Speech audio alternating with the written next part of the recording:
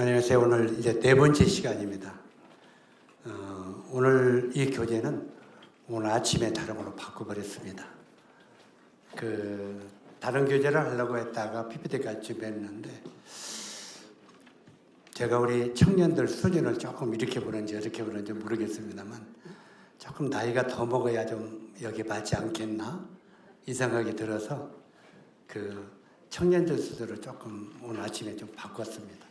그래서 이 시간은 마가복음 5장 21절로 43절까지 이 말씀인데 이 말씀도 길기 때문에 읽지는 않겠습니다. 여러분들이 듣고 조용히 이렇게 읽으면서 이렇게 맞춰보기를 바랍니다. 받아드리고요. 각별히 여기 보면은 회당장 야이로가 나오고 그 다음에 여인들이 나오고 예수님이 나오고 이렇게 항상 나오는데 오늘 이 말씀은 믿음으로 도전하라. 왜냐하면 우리 젊은이들이 참 믿음으로 살아가는 것이 무엇인지 그걸 좀 잘 배웠으면 좋겠다 하는 마음이 있어서 믿음으로 도전하라는 제목으로 교재를 나누도록 하겠습니다.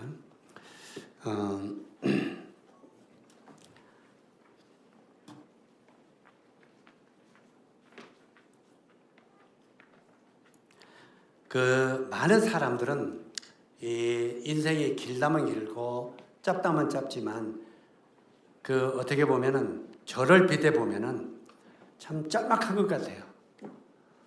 20대 때는 왜 이렇게 하루가 시간이 안 가는지 좀 빨리 시간이 가서 나이가 팍팍 먹었으면 좋겠더라고요. 근데 지금은 어떻게 하면 한 살이라도 좀 적게 벌지. 그래서 누가 몇 살이요? 물어보는 게 제일 싫어요. 그래서 저한테는 그냥 몇 살이요? 물어보시는 일이 없었으면 좋겠습니다. 제가 네팔에 가서 내 나이가 몇 살 보이냐고 물어봤더니 55으로 보인대요. 하고 내가 2만 원씩 주었어요. 그렇다고 여러분은 35으로 보지 말고 그러면 돈 절대 안 줘요. 어찌하든 간에 젊다고 말하면은 기분이 좋죠. 그만큼 사람은 안 늙으려고 하는 마음이 있는 것 같아요. 근데 이제 저 같은 경우에는 이번에 면허증을 연장하는데 치매 검사까지 하더라고요. 그리고 이제 면허증도 3년뿐이 안 주더라고요. 3년 만에 또 받으라고. 그래서 이제 진짜 다 살았구나. 저번에서는 면허증도 뺏어가거나 어떻게 하면 시험 보는데 면허증을 뺏어가려고만 해요. 이제 운전 그만하고 뺏어가려고 반납하라고. 그래서 반납하면요, 뭔 전체를 주고 못 오고 막 하는데 그 소리가 빨리 죽으세요. 그 소리 같더라. 어쨌든 제가 볼 때는 짤막한 나그네를 살아가면서 우리는 수많은 문제와 시험과 환난을 당하면서 살아갑니다. 우리 한 20대 젊은 청년들도 그 세월을 살아서도 많은 어려움들이 겪잖아요. 이렇게 수없이 많은 어려움들과 환난을 당하면서 살아가는데 우리가 그 짤막한 인생을 살아가면서 찬양과 감사함으로 살아가면 얼마나 좋겠습니까? 찬양과 감사함으로 살아가야 하는데 불평, 불만, 시기, 원망 이런 것들을 하면서 살아갑니다.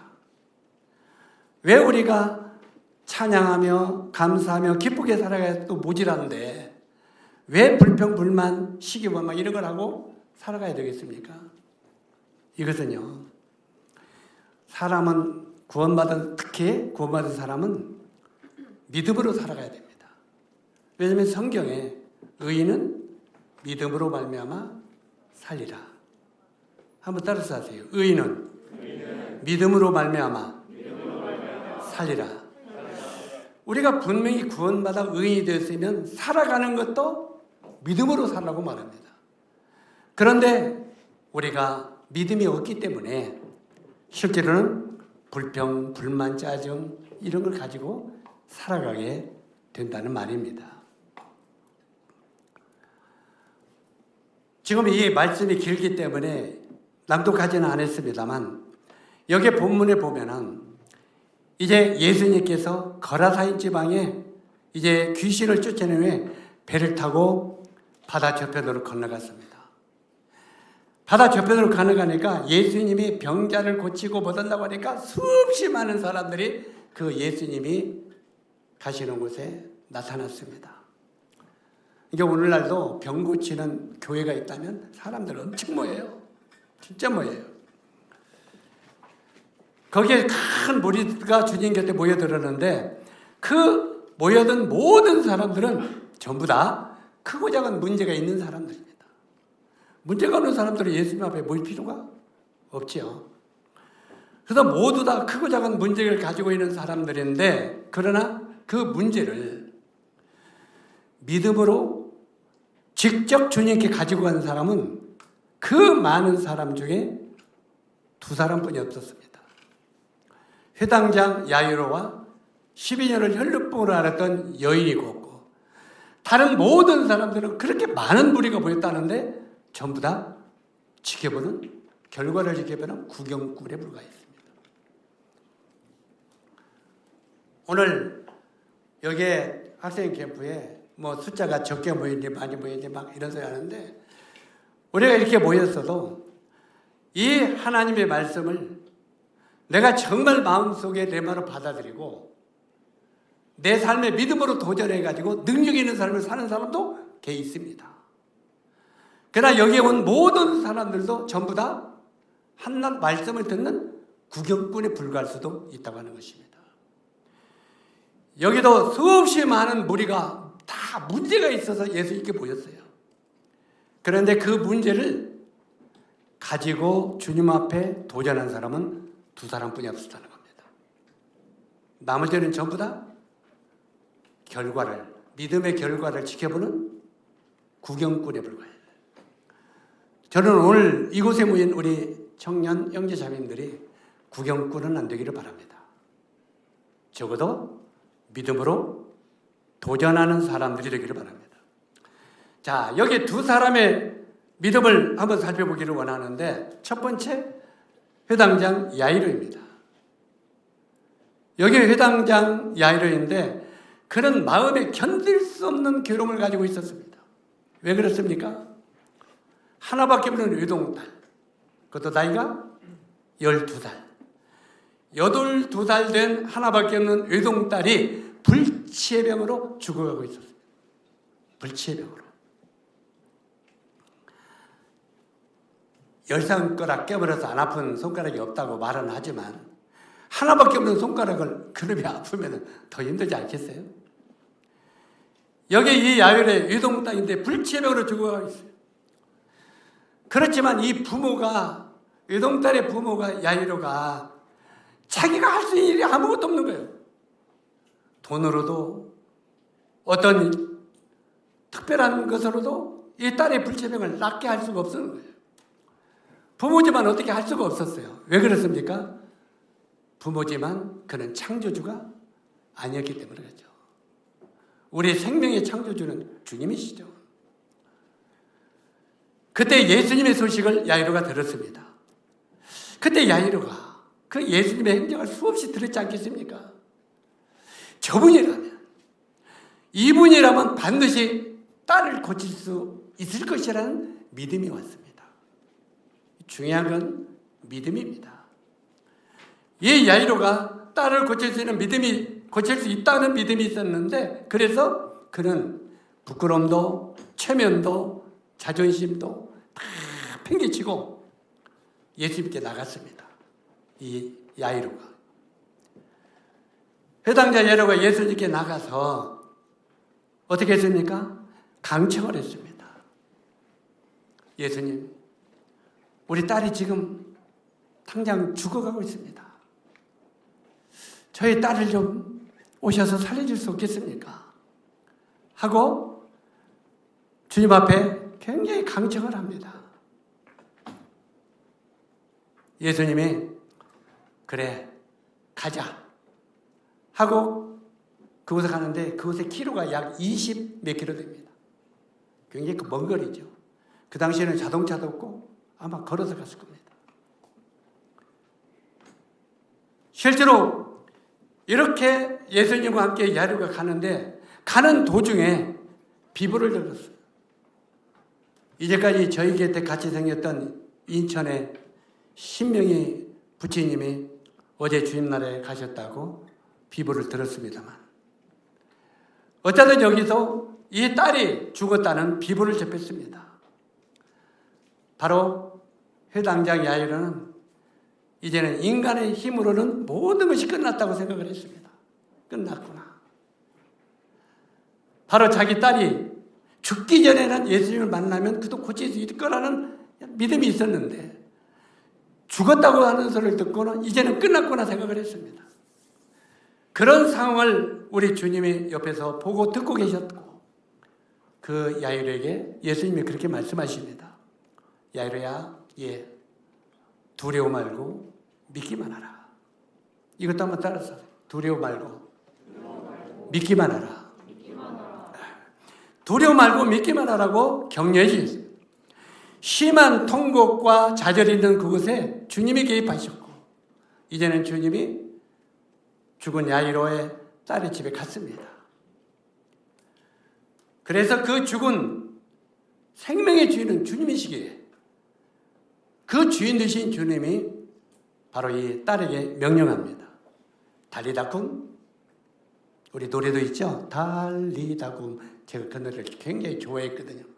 지금 너무 높아서 목이 안 나와요. 나이가 먹으면 이 고음이 안 나와버려요. 그래서 달리다쿰을 노래를 굉장히 좋아했는데, 달리다쿰이 이 명령으로 일어나라. 야이로의 딸을 살리셨습니다. 내가 명하노니 일어나라. 주님의 명령이 그 죽은 야이로의 딸에게 떨어졌을 때 그 야이로의 딸이 일어났습니다. 바로 이 말씀을 믿음으로 붙든 야이로의 믿음의 도전이 주님의 능력을 체험하게 되었다는 것입니다. 저는 우리 지금은 한참 때니까 세상 만사 무서운 게 없고 내 힘으로 다 될 것 같은 아직 생각이 있을 거라고 생각해요. 이제 조금에다가 건강이 꺼져서 이제 이런 소리까지 하면 안 될 건데, 네 병이 암이니라, 네 병이 불치의 병이니라 하면 그때부터 꺼지는 거예요. 여러분이 40대가 되면 그때부터 꺼집니다. 여기저기 꺼지는 소리가 나. 이렇게 이제 우리 때가 되면 자고 있나면 꺼지는 소리가 나. 이렇게 꺼지는 소리가 나는데, 지금은 아직 죽음, 건강 별로 그렇게 관심 별로 거예요. 근데 여기는 야이로의 딸은 12살 먹었는데도 불치병이 걸렸다니까. 그런데 실제로 여기에 야이로 딸이 그 생명의 주인의 명령이 떨어졌어요. 소녀야, 주인이 명령한다. 내가 너에게 명하노니 일어나라. 하니까 죽어있던 야이로의 딸이 벌떡 일어났습니다. 생명의 주인이 부르면 일어나고, 생명의 주인이 가라고 하면 가야죠. 우리가 요한복음 6장 63절을 보면 이런 말씀이 있습니다. 내가 너에게 이른 말이 영이요 생명이니 내 말을 믿으라. 여러분, 하나님의 말씀을 믿는 믿음이 굉장히 중요합니다. 엊그저께인가 이야기를 들었는데, 의사들이 의학 시험을 했다고 들었습니다. 누가 그랬더라? 근데 똑같이 암에 걸렸어요. 암에 걸렸는데 두 사람을 딱 눕혀놓고 마취를 시켰대요. 마취를 시키고 수술을 하나도 안 하대요. 않고 깨어날 때 수술 다 하셨는데 수술 잘 됐습니다. 그런데 수술도 안 했는데 수술 잘 됐습니다.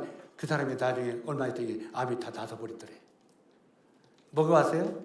의사가 수술 잘 되고 이제는 완쾌될 겁니다.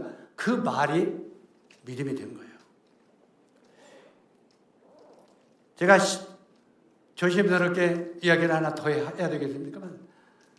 제가 구원받기 전에 뭘 많이 마셨다고 그랬어요? 독한 술을 많이 마셨다. 하고 위가 워낙 다 휘어졌어요.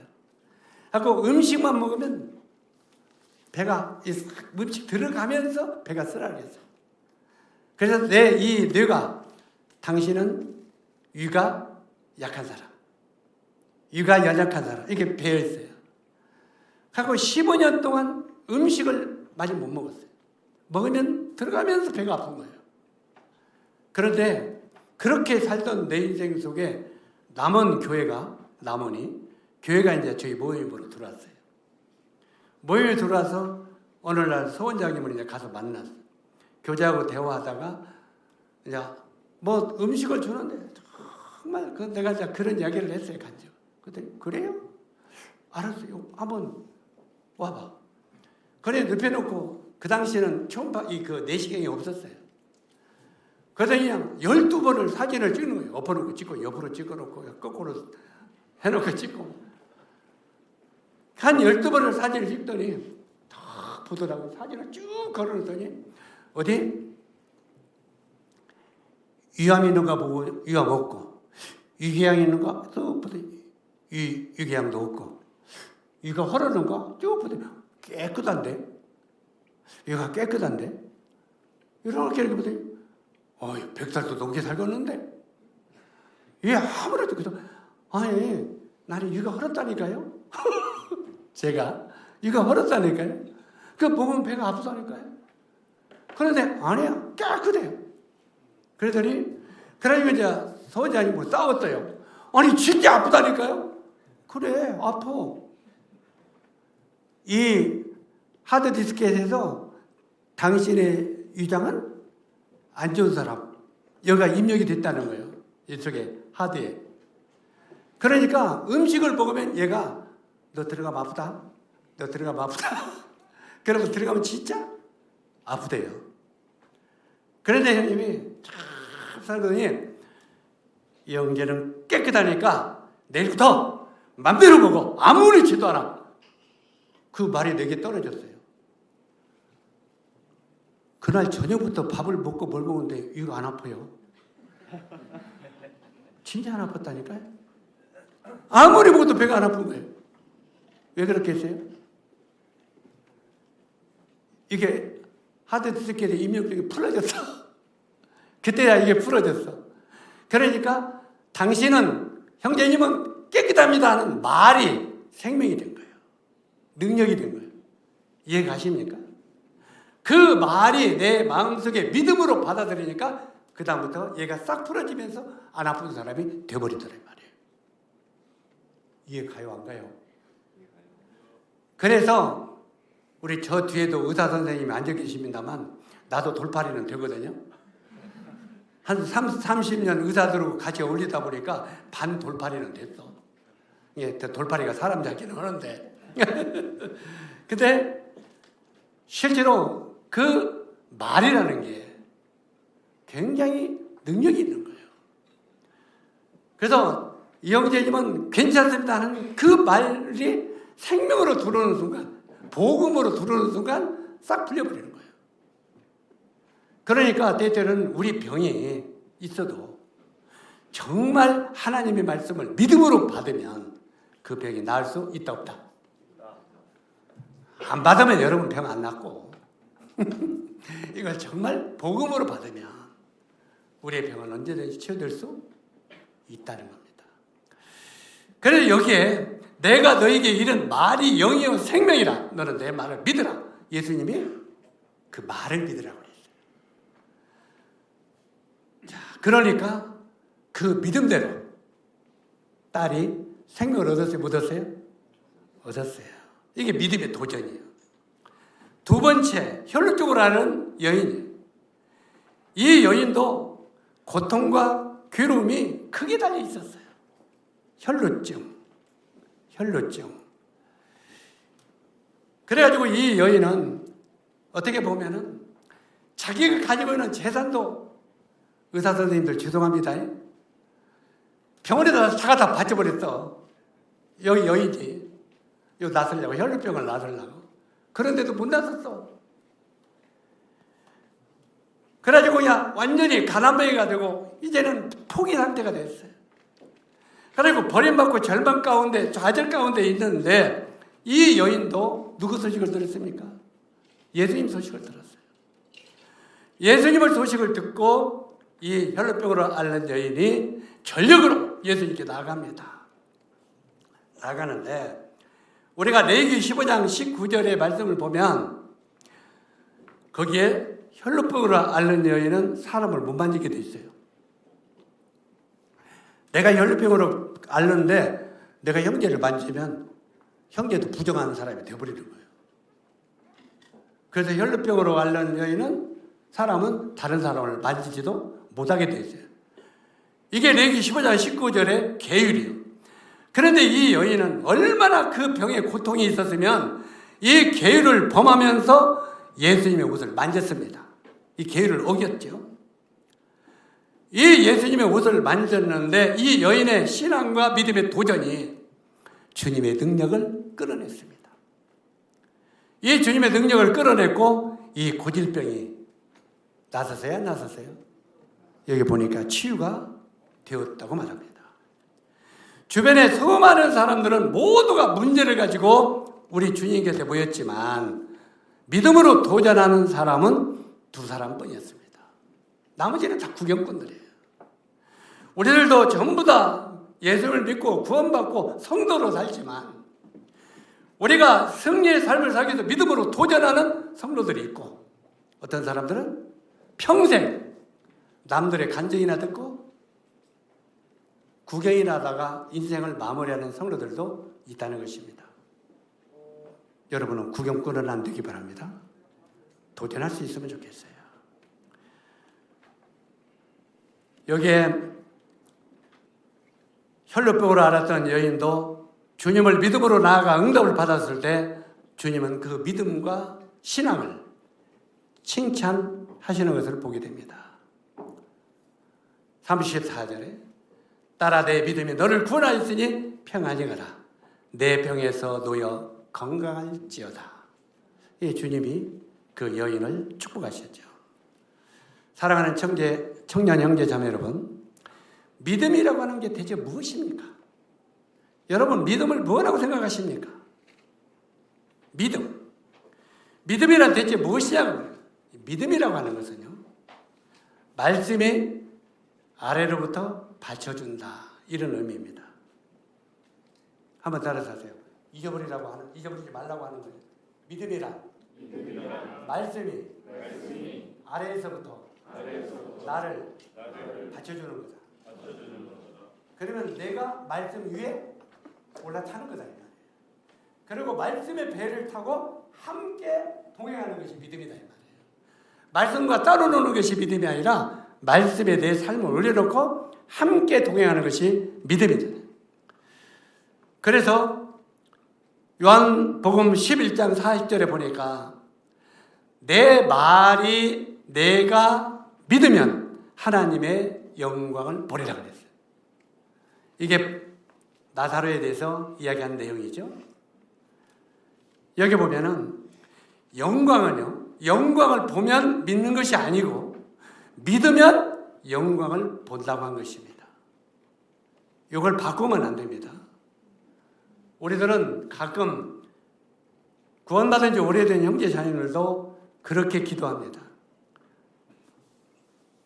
내가 아파요. 그러면은 주님이 내 이 병을 낫게 해주시면 남은 생에 내가 주를 위해 살겠습니다. 그렇게 기도해 안 해요? 여러분은 그렇게 기도 안 했겠지만 또 어떤 사람은 돈이 없어. 주여, 제가 돈을 얼마짜리만 벌게 해주시면 내가 주님 앞에 헌신하며 살겠습니다. 주여, 나를 도와주십시오. 그렇게 기도합니다. 자, 주님이 나에게 물질을 벌게 하시면 내가 주를 위해서 이렇게 드리며 살겠습니다. 우리 보통 그렇게 해요, 안 해요? 여기에 지금 주님이 우리들에게 가르치기를 원하는 말씀은 그게 아니에요.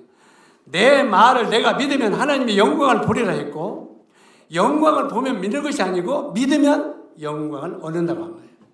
다시 말해서 주님이 이렇게 해주면 내가 이렇게 드리겠다가 아니라 먼저 그분 앞에 드리라, 이 말이에요. 그러면 영광을 본다, 이 말이에요.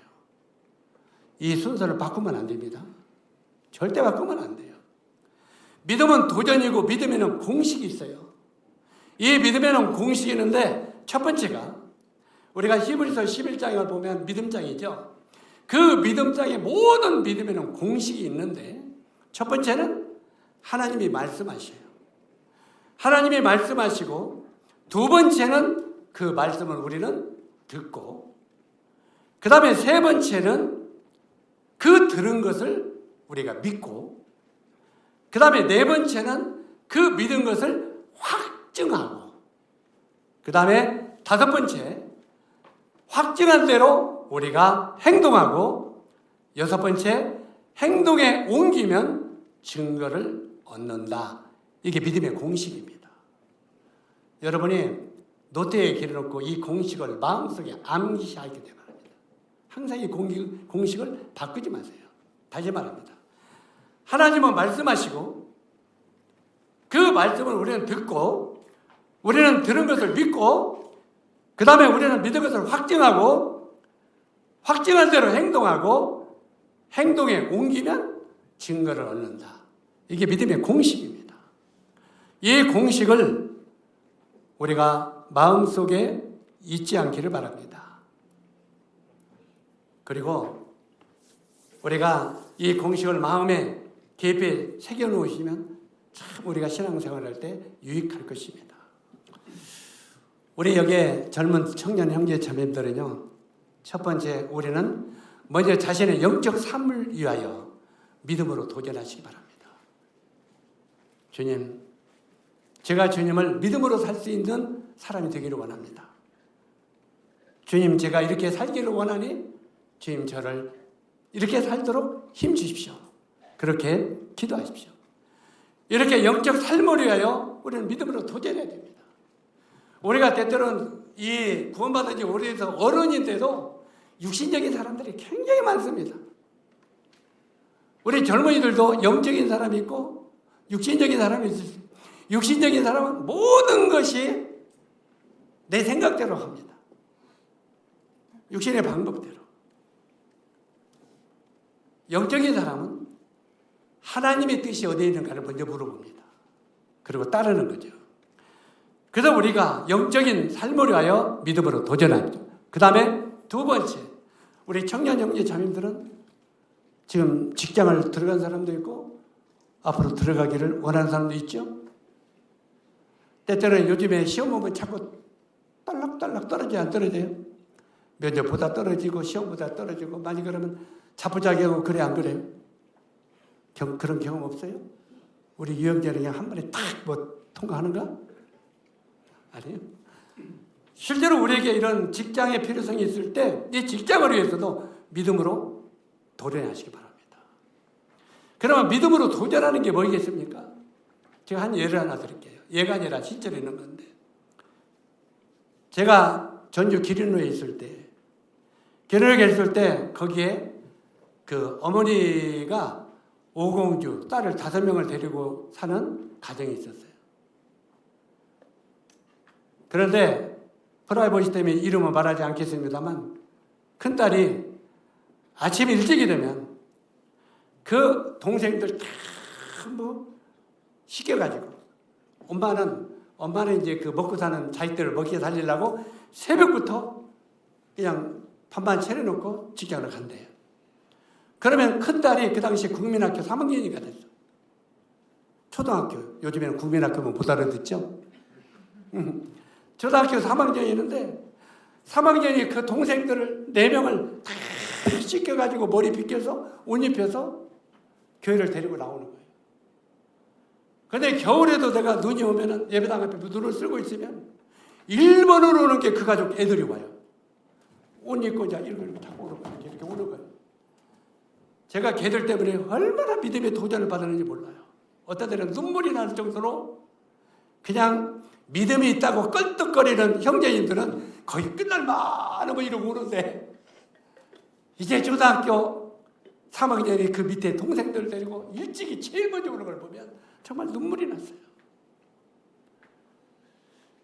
그런데 그렇게 오공주가 있었는데 그 큰딸이 이제 어느 날 세월이 흘러서 고등학교를 들어갈 때가 됐어요. 근데 그 친구가 고등학교 들어갈 때 저는 김제로 가는 데 했어요. 김제 개척에서 나가고 있는 때인데 상담하기 위해서 그리 왔더라고요. 김제로. 그러면서 형제님, 저는 대학을 가고 싶거든요. 그런데 동생들을 위하고 가정을 위해서 전부 대학을 가지 말고 여상을 가라고 그래요. 여상 아시죠? 여상 나오면 일찍 직장 들어갈 수 있잖아요. 여상을 가래요. 그래서 동생들을 위해 희생하라고 하는데 어떻게 해야 될까 고민이 많다고 그래요. 그래서 기린옥교회 장로들하고 상의를 해봐도 그냥 고등학교 들로 그냥 여상으로 가라고 하는 것도 많고 어떻게 하면 좋을까 하고 상담을 하러 왔어요. 여러분에게 그런 상담하러 왔다고 하면 어떻게 상담해 주겠습니까? 조용히 기도하면서 많은 생각을 했죠. 하다가 저도 동일하게 네가 그냥 여상을 들어갔으면 좋겠다. 그러면서 일찍이 직장 취직해서 동생들을 돌보고 가정을 세우면 어떻겠다. 왜? 가정이 열악하니까. 저도 해줄 수 있는 게 그뿐이 없었어요. 그래서 그렇게 상담은 그러면 그렇게 하겠다고 하고 여상을 들어갔어요. 여상을 들어갔는데 이제는 세월이 흘러서 그걸 또 졸업을 했어요. 여상을 졸업하고 이제 직장을 들어가는데 뭐 중견기업이 되는가 봐요. 중견기업인데 화장품을 뭘 하는 뭐 회사라나 뭐 하나 잘 모르겠는데 중견기업이래요. 그것도 몇천 명이 있대요. 근데 거기에서 처음에 10명을 뽑는데 처음에 1000명이 왔다나? 10명을 뽑는데 1000명이 왔더래요. 근데 제가 그 자매가 있으면 저한테 실망할지 모르겠지만 우리 자매가 이쁘지는 않아요. 예쁘지는 않아요. 키도 작고 좀 그래요. 그런데 이제 거기서 시험을 보고 이제 1차 면접을 보는데 300명을 먼저 1차로 줄여내는데 300명에는 들어갔대요. 근데 거기서 30명을 남기고 또 2차를 걸른대요. 그때부터는 긴장이 되기 시작하는 거예요. 그래가지고 굉장히 이제 어려면서 그러면 기도하자 하고 이제 기도를 열심히 했죠. 그런데 어느 날 전화가 오는데 형제님 제가 30명에 뽑혔어요. 1000명에서 30명에 뽑혔으면 대단하잖아요. 잘했다. 그런데 자매가 뭐라냐면 형제님 그런데 제가 여기까지인 것 같아요. 여기까지인 것 같아요. 왜? 알고 보니까요. 그 회사에 그 연구관에 이렇게 있는 식구들 애들이 많더래요. 뭐 상무, 뭐 전무, 뭐 과장, 뭐 빽이 다 있더라는 거죠. 그리고 애들이 전부 다 멋지게 헌칠헌칠 잘생겼고 그 멋이라는 기준이 어디에 있는지 모르겠지만 그러니까 자기는 이제 여기까지구나 생각이 들더래요. 그래서 여기까지 된 것만 해도 그냥 감사한다고.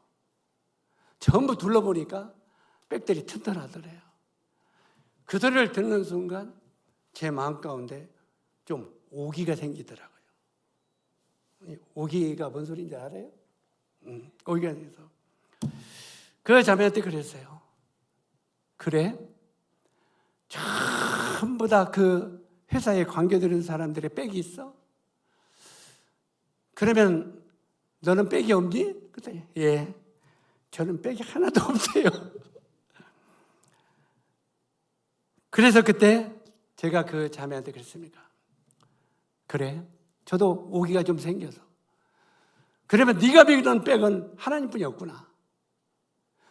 그래, 우리 빽 대신에 하나님께 우리 한번 엎드려 기도해보자 그랬어요. 그리고 그때 제가 기린옥교회 장로들에게 전화를 했습니다. 우리 함께 자매를 기도하자. 정말 눈물로 간절히 기도하자. 그리고 우리 김제 성도들에게도 이 자매를 위해 같이 기도하자 했어요. 그러면서 제 마음 가운데 그런 기도를 했습니다. 하나님, 이 이렇게 자란 이 자매에게 하나님의 어떠하신 분인지를 보여주십시오. 우리가 믿을 수 있는 하나님이 이것을 하나님 나타내 주면 안 되겠습니까? 저 자매의 믿음을 위해서 하나님 도와주십시오. 그렇게 간절히 정말 눈물로 기도했습니다. 제가 정말 눈물로 간절히 기도해 본 적이 그때 같은 때가 없는 것 같았어요. 그런데 그 자매가 나중에 최종 합격자에 합격이 됐어요. 형제님, 제가 뽑혔어요. 그러면서 엉엉 울더라고요. 그래, 하나님이 우리를 위로하셨구나. 그래, 우리는 믿는 하나님의 백이 있으니 우리가 그를 의지하고 살자 하고 격려를 한 적이 있습니다. 그 자매는 지금 어느 지역교회 장로 형제 자매님이 되어가지고 잘 섬기고 있습니다. 놀랍지 않아요? 사랑하는 형제 자매 여러분, 우리가 정말 세상적인 백이 없다면, 우리가 그분을 정말 믿는다면 직장을 위해서도 믿음으로 도전하십시오. 정말 우리가 믿음으로만 도전한다면 우리의 기도는 그분이 응답하십니다. 우리가 정욕으로 쓰려고 잘못 구하는 게 아니라면 하나님은 분명히 응답을 하십니다. 그 다음에 세 번째는 건강을 위하여 믿음으로 도전하십시오. 우리가 옛날에는 직장인들 빼놓고는 의료보험이 없었어요. 그래가지고 우리 같은 사람의 가정이나 저희 개인적으로 수술할 치질 수술 아니면 맹장, 그 흔해 빠진 맹장 수술만 한다고 해도 집안 생활이 휘청거렸어요. 돈이 워낙 많이 들어가서. 그러니까 그때는 정말 주님 앞에 우리 건강을 돕겨달라고 정말 건강해도 기도를 했습니다. 그래서 주님이 우리를 그 당시 그렇게 기도할 때는 수술을 한번 않게 만들었어요. 우리 건강을 도와주셨어요. 정말 간절히 기도했죠. 근데 요즘에는 어때요? 특히 저 같은 경우에 옆에 주치의들이 줄을 섰어요. 제가 의료팀장이잖아. 그러니까 주치의들이 줄을 섰어요. 어떠해요, 아파도 그냥. 그러다 보니까 요즘에는 어디가 아프면 주님 앞에 먼저 안 엎드리고, 저 임채만 형제님 제가 어디가 좀 안 좋은데요. 사복장님 제가 어디가 좀 그러네요. 누구한테 의지해요?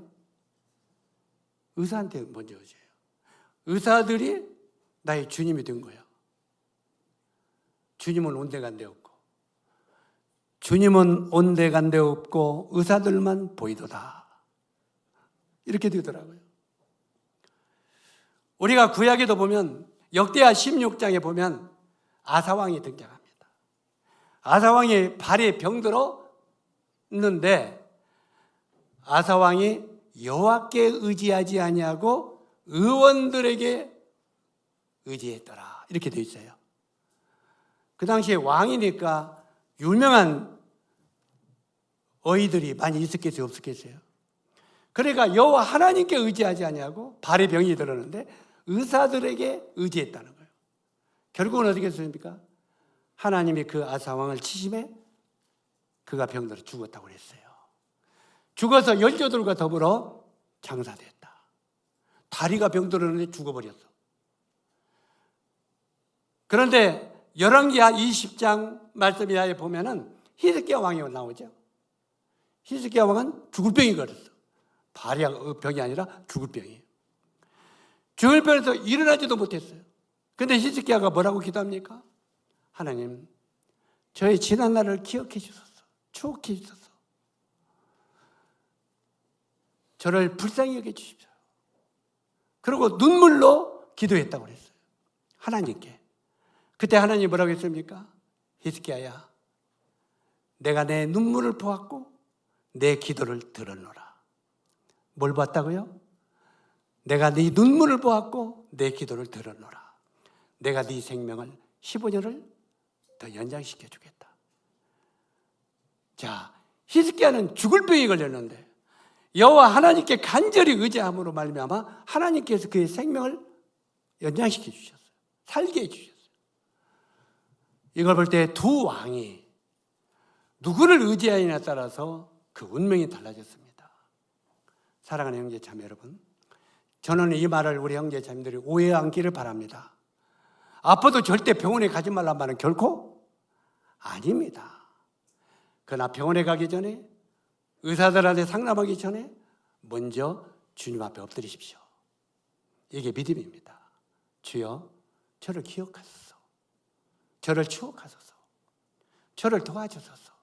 그리고 주님, 제가 어느 병원에 가든지 누구한테 상담하든지 지혜롭게 볼수록 주여 도와주십시오. 그러면 나의 주인이 누구요? 주님이 되죠. 그러면 주님이 인도하신 대로 의사들도 만나고 상담도 하세요. 그리스도도 하고. 그랬을 때 하나님이 우리들에게 은혜를 베푸십니다.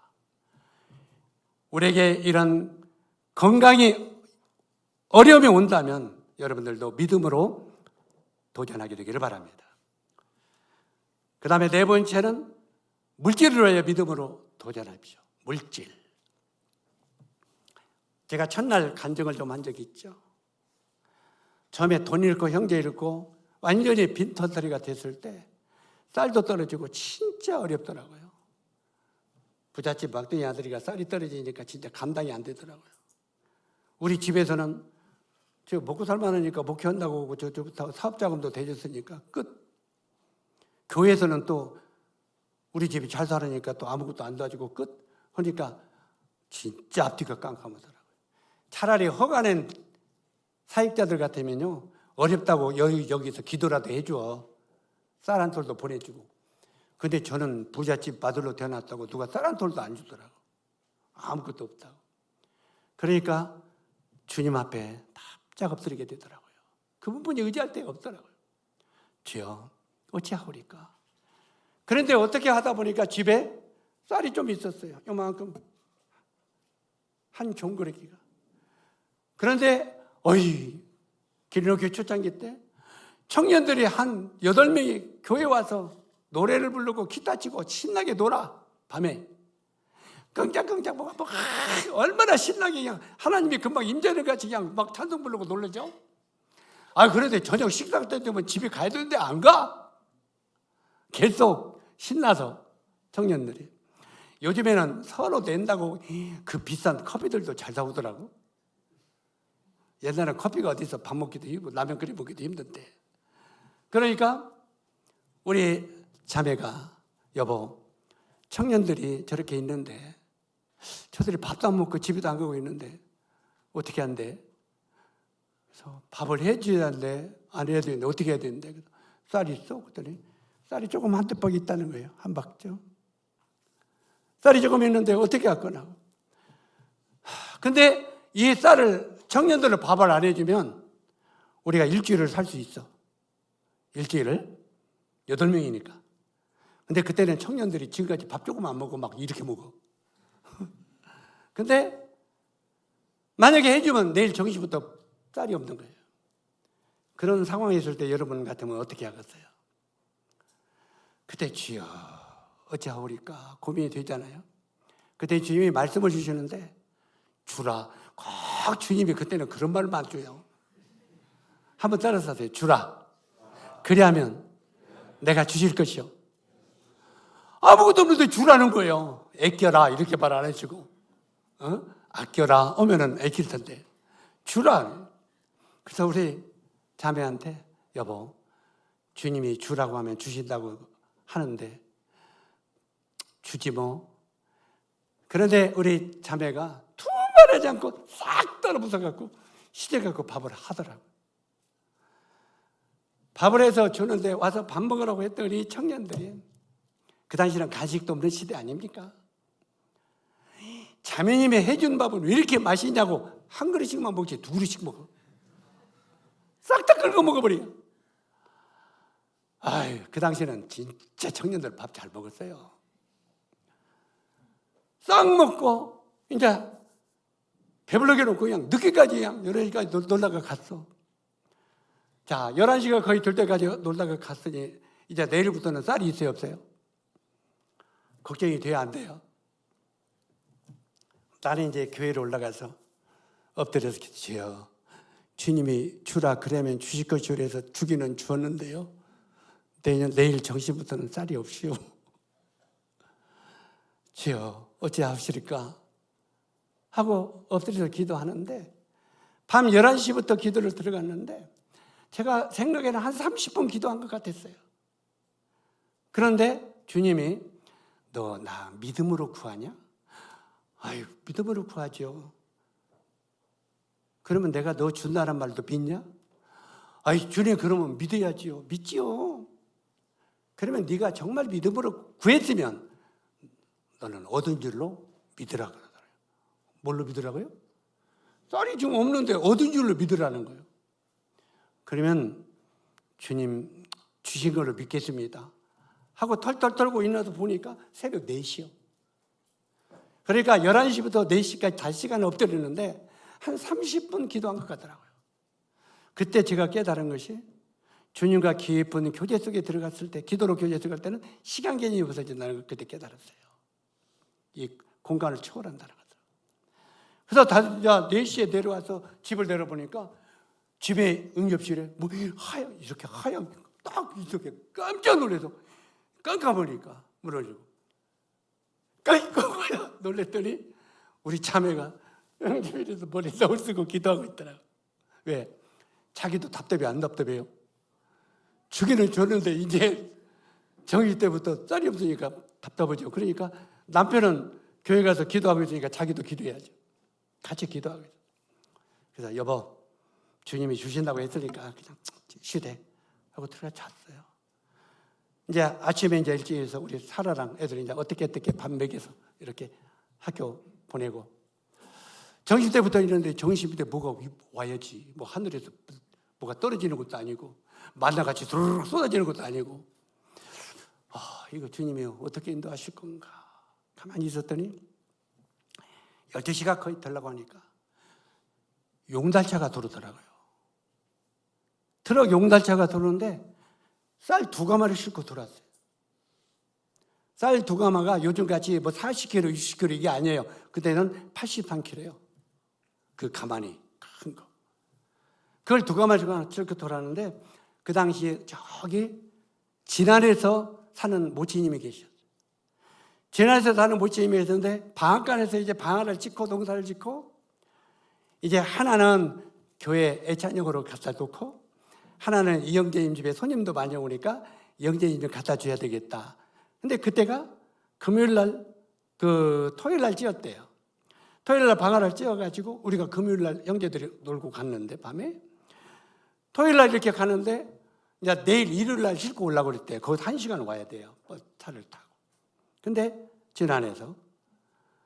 근데 이제 다 치고 이제 내 걸 내고 정리하고 저는 내일 싣고 가려고 했는데 바깥에 용달차가 집을 푸고 있더래요. 근데 보니까 전주 용달 이렇게 써 있더래요. 그래서 저거 전주에서 왔어? 그렇다고.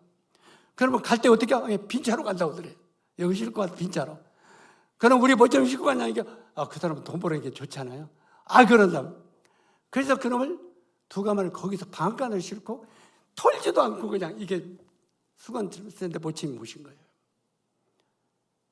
그러니까 정시부터 쌀이 떨어지니까 하나님께서 그 시간을 맞춰주려고 그때 용자 여러분들 그때 보내셨더라고요.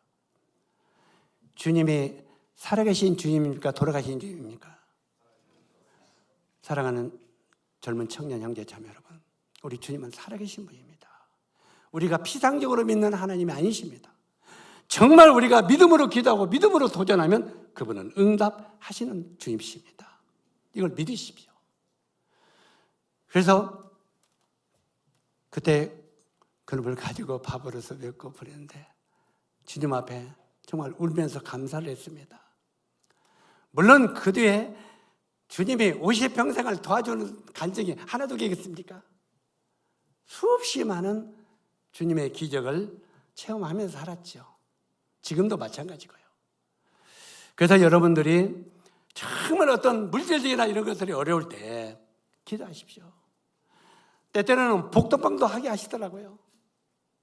이제 큰 돈이 필요한데 큰 돈이 어디서 나올 데가 없잖아. 우리 성도들은 주면 10만 원이나 5만 원이나 만 원이나 주는데 큰 돈이 필요하잖아요. 그런데 오늘날 큰 돈이 필요해서 기도했더니 서울차가 빡까삐까한 차가 우리 집을 돌았더라고요. 그러더니 어디 땅 살 데 없냐고. 근데 우리 동네에서 저한테 땅을 팔 때를 좀 알아봐 달라고 했거든요. 그런데 그 땅을 사게 하시고 복덕방을 하게 하셨어. 그래서 몇백만 원을 벌게 하시더라고요. 어찌하든 간에 주님은 어떤 방법으로든지 우리들이 필요한 것들을 공급하시는 하나님이신 것을 알게 됩니다. 이제 마지막으로 하나만 더 말씀드리고 마치도록 하겠습니다. 앞이 깜깜할 때, 뭐가 깜깜하게 잘 안 보일 때, 그때도 믿음으로 도전하시기 바랍니다. 저는 지금 의료 선교를 한 30년 이상 하다 보니까 이 의료 선교할 때 걱정이 참 많이 찾아옵니다. 왜? 요즘에는 8, 90명씩 모이니까 8, 90명 모이면 섬에 가가지고 먹이고 입히고 재우고 하는데 돈이 얼마 들어가겠어요? 근데 형제님들은 여기 의사들 없으니까 다행입니다만 의사들이 옆에 많으니까 헌금을 많이 할 줄 알아요. 죄송합니다. 의사들이 진짜 짠돌이들이에요. 정말 돈 안 써요. 이제 의사들이 그냥 제 귀가 간질간질 하겠지만 하고 의사들하고 같이 동역 가면은 진짜 짠돌이에요. 자기 밥거리도 안 갖고 와. 자기 밥값도 안 갖고 와. 이제 이 소리면 의사들 판단하지 말고요. 그들은 다른 걸로 헌신하니까.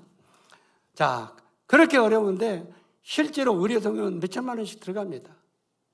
근데 그것을 회비를 받는 것도 아니고 주님이 공급해 주기를 기도하시죠.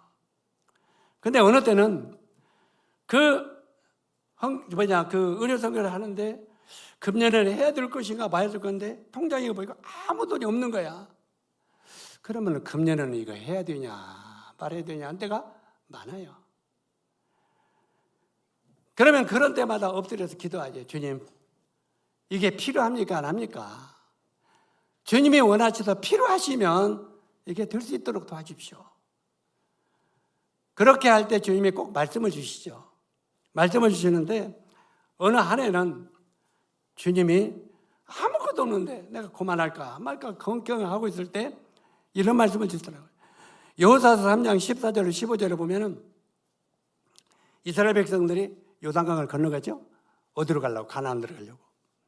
근데 하나님께서 여호수아에게 이런 말 하잖아요. 여호수아야, 제일 앞에 누구 세우라고요? 언약궤를 세워라. 그리고 나팔수를 세우고 이렇게 하고 이스라엘 백성은 그를 따라서 요단을 건너가라.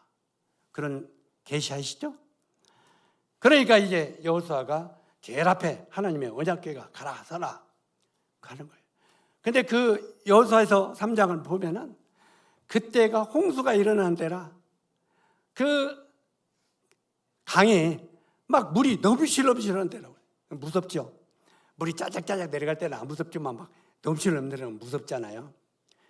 이런 때 제사장은 언약궤를 메고 그를 건너가라는 거예요. 여러분 그거 읽어봤어요? 성경? 자, 건너가라는데 제가 그 말을 현장으로 들어가서 읽어봤어요. 그랬더니 자, 4사람 내지 6사람이 이 언약궤를 맸어요. 언약궤를 메고 이렇게 가는데 뒤에 따르는 제사장은 그도 괜찮아. 왜요? 왜 괜찮아? 앞에 제사장이 빠져 죽으면 저는 활로 버리고 도망가면 되잖아. 근데 제일 앞에 선 제사장은 어떻게 해야 돼요? 따라서 하세요. 죽으면 죽으리라. 그들은 살고 죽는 게 없어. 앞에 서가지고 물이 넘실넘실 하는데 제사장은 발을 물 위에 디디라. 형제가 제사장이라고 한번 디디봐요. 디딜 수 있겠어요? 지금들 말로는 믿음으로 디딜 수 있죠. 현장에 가봐요. 한 명은 디딜 수 있는가? 불가능하죠. 그런데 앞에 있는 제사장이 물을 디뎌야 안 디뎌요? 딱 디뎌요. 딱 디디니까 물이 쫙 갈라지죠. 그러면서 쭉 건너가게 합니다. 그 말씀을 딱 주시면서 네가 불가능하게 보이냐? 네 팔을 디뎌. 네 팔을 디뎌. 그러면 내가 책임질 것이다. 그 말씀이 딱 들어오는데 그렇지? 딱 주시면 그렇지? 하고 올해 시작합니다. 아무것도 없지만 시작합니다. 그리고 진행을 하면 수십 년을 했어도 이제까지 부도나게 한 번도 하나님이 안 하시더라고요. 아멘. 그 우리 철회 형제님은 계산을 잘하셔서 항상 회비를 자꾸 받고 오려고 하더라고요. 근데 청년들은 또 무료로 오면서 요즘엔 또 회비를 살살 받으려고 하더라고. 믿음으로 했으면 끝까지 좀 하지. 근데 이렇게 해도 저렇게 해도 다 좋은 건데 어쨌든 간에 하나님은 항상 우리의 불가능을 가능케 하시는 분은 우리의 믿음이 있느냐 없느냐를 보시는 거예요. 우리가 믿음으로 행하면 하나님은 그 일을 인도하십니다. 참 이런 걸 통해서 이제까지 수없이 많은 믿음으로 주님을 도전함으로 체험시키는 이런 경험들을 많이 했습니다. 성경은 계속 우리에게 그런 도전을 주십니다. 외국의 선교지에 가서도 제가 예배당을 몇 개를 지었거든요. 불가능을 가능케. 작년 대장 몽골 가가지고 중국에서 재료까지 갔다가 짓는 데는 보름 만에 예배당을 한 채를 짓고 왔어요. 보름에, 딱 보름 만에. 완전히 이건 불가능한. 어쩌든 간에 이런 일들은 주님이 그분의 뜻이라면 그 일을 행하게 하시더라고요. 지금도 아직 이 세상이 끝나지 않은 이유는 지금도 아직 구원받아야 할 영혼들이 많이 있기 때문에 우리로 하여금 그 일을 이루시기를 원합니다. 단 우리에게 믿음으로 모든 걸 도전하기를 원하십니다. 우리가 구원받았으면 주님의 능력도 알고 믿음으로 도전함으로 체험적 신앙을 가져야 능력 있는 삶을 살 수 있다고 성경은 말하고 있습니다. 이제 빌립보서 4장 3절만 따라서 읽고 마치도록 하겠습니다. 한번 따라서요. 내게 능력 주신 자 안에서 내가 모든 것을 할 수 있느니라. 아멘. 저는 이제 우리 모임에 우리 청년 형제 자매님들이 이런 믿음의 도전을 열심히 행함으로 말미암아 하나님으로부터 능력 있는 삶을 체험하고 살아가는 형제 자매님들이 되기를 주님의 이름으로 축원합니다. 기도하겠습니다.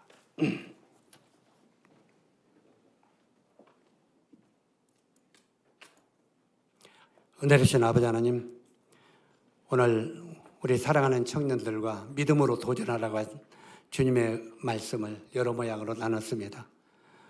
우리 젊은 청년 형제 자매들이 이 험난한 마지막 시대를 살아가면서 믿음으로 도전하고 믿음으로 우리 주님을 의뢰하는 그런 승리의 삶을 사는 젊은이들이 되도록 도와주시기를 원합니다.